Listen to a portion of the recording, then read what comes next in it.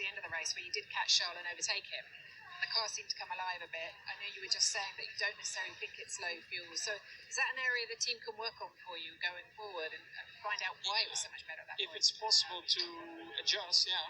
I mean, suddenly I just picked up tire grip, not balance. Balance is the same, but more tire grip, where maybe others just plateaued a bit more. And then, of course, the lap times were more promising for us, at least. And it was also, of course, a bit more fun to drive, have a few battles.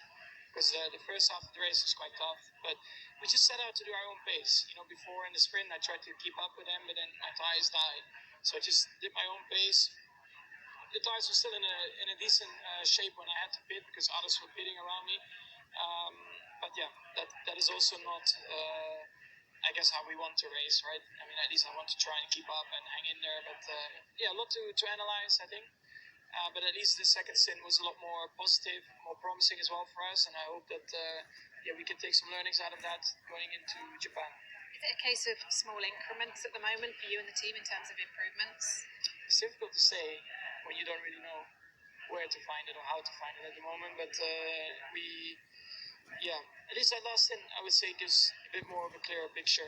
But we'll go through all the data, and we have 10 days. Hopefully we can learn a little bit more and be a bit more competitive in 10 days. Just finally for me, how long are you prepared to give the team if this car is tricky?